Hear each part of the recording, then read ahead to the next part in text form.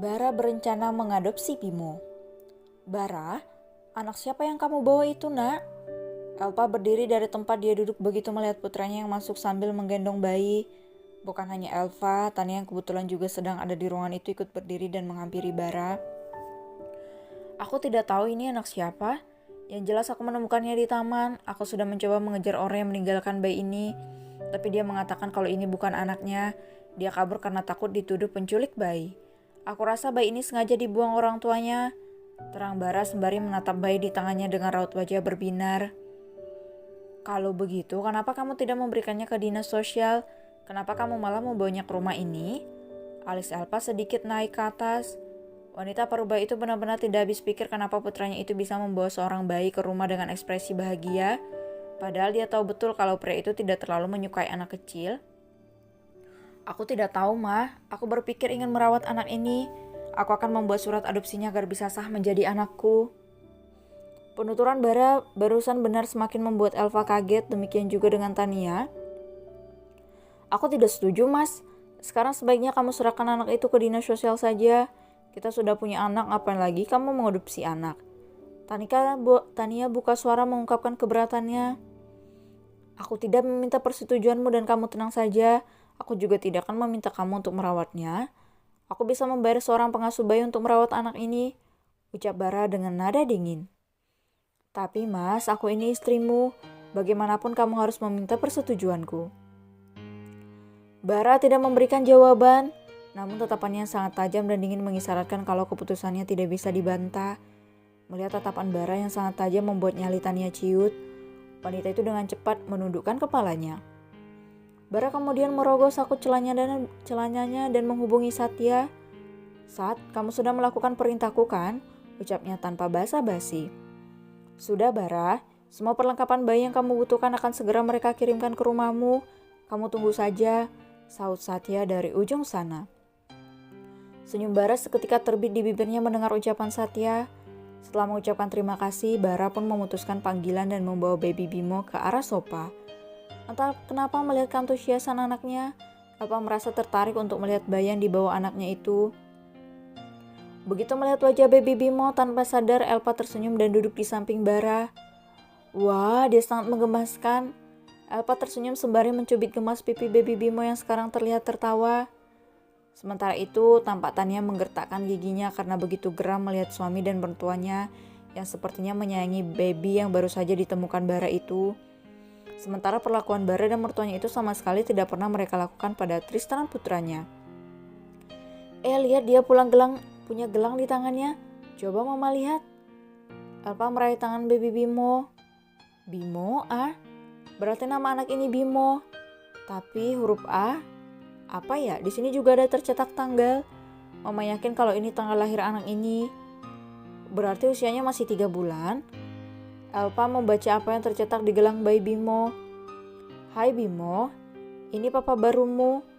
Kamu akan papa besarkan walaupun orang tuamu tidak menginginkanmu, ucap Bara sembari menciumi pipi Bimo.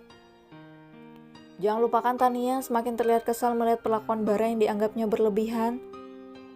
Kenapa dia bisa sesayang itu pada bayi itu? Padahal Tristan sendiri yang dia tahu anaknya tidak pernah dia gendong sekalipun. Benar-benar menyebalkan. Sepertinya anak itu bakal menjadi penghambat rencanaku. Bisa-bisa nanti anak itu akan mendapat warisan daripada Tristan. Tidak boleh dibiarkan ini. Tania menggerutu di dalam hati. Apa kamu tidak mau mengganti namanya, Bara?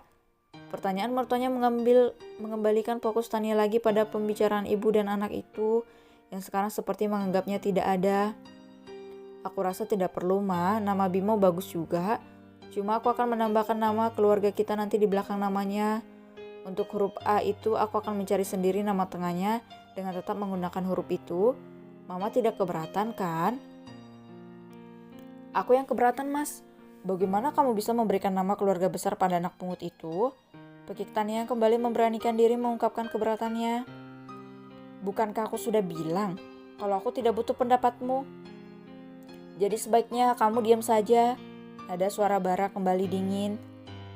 Sudahlah Tania, apa salahnya kalau bayi ini diberikan nama keluarga? Apa yang kamu takutkan? Kamu takut kalau harta nanti akan terbagi dua?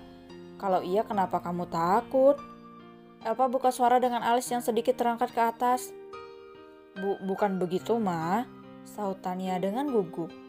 Jadi, hanya saja aku merasa Mas Bara berlebihan terhadap anak itu, sementara anaknya sendiri, dia tidak sebaik itu memperlakukan Tristan.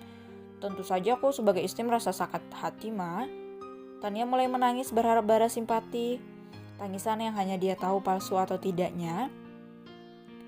Bara bergeming, dia merasa kalau ucapan Tania benar adanya. Tapi jujur dalam hatinya selama setahun ini, hatinya memang benar-benar tidak tergerak untuk menggendong Tristan. Sangat berbeda ketika dia melihat baby Bimo. Dan dia juga bingung kenapa bisa seperti itu. Tania mengangkat alisnya ke atas, hendak melihat Bara. Wanita itu merasa kalau ucapannya tadi sudah berhasil membuat Bara merasa bersalah. Tanpa disadari Bara dan ibu mertuanya ada senyum tipis yang terulas di bibir wanita itu. Bara menghembuskan napasnya dan berdiri. Ma, aku mau ke atas dulu. Malam ini aku akan tidur di kamar lain bersama dengan baby Bimo. Sampai aku bisa menemukan pengasuhnya, ucap Bara sembari beranjak pergi. Sial, dia tidak terpengaruh sama sekali. Terbuat dari apa sih hatinya? Umpat Tania kesal. Dia bilang apa tadi? Dia akan tidur di kamar lain. Berarti dia akan tidur terpisah denganku. Ini benar-benar tidak bisa dibiarkan. Mas Bara, kamu tidak boleh seperti ini. Kenapa kamu lebih mementingkan anak itu dibandingkan aku dan anakmu sendiri? Kamu benar-benar keterlaluan. Pekik Tania sembari mengejar Bara. Bara tiba-tiba berhenti melangkah dan berbalik hingga membuat Tania merasa senang. Dia merasa kalau Bara akan meminta maaf padanya. Ma, nanti kalau orang yang mengirimkan perlengkapan bayi Bimo datang, tolong minta Bibi mengantarkannya ke kamar kosong yang di arah sana ya. Tania terkesiap kaget karena lagi-lagi apa yang dia pikirkan salah. Bara, kamu tidak boleh seperti itu, Nak. Kamu boleh merawat bayi itu, tapi seperti kata istrimu, kamu tidak boleh mengabaikannya. Kamu tidak harus tidur di kamar lain. Elpa berucap dengan lembut karena merasa kasihan pada Tania. Ma, bukannya aku sudah mengatakan kalau hanya sampai pengasuh ada. Kalau aku tidak bisa tidur dengan bayi ini, siapa yang akan mengurusnya nanti malam? Tania, aku tidak percaya dia akan melakukannya dengan baik. Pungkas Bara sembari kembali melanjutkan langkahnya. Mas, kamu benar-benar tega, keterlaluan. Tania memaki kembali. Sudahlah Tania, kamu tidak boleh seperti itu. Kalau kamu seperti itu, Bara akan semakin marah. Turuti saja kemauan suamimu. Aku rasa itu tidak akan merugikanmu juga kan? Sabar ya. Elpa yang kini sudah berdiri di dekat Tania mengelus-ngelus pundak menantunya itu dengan lembut.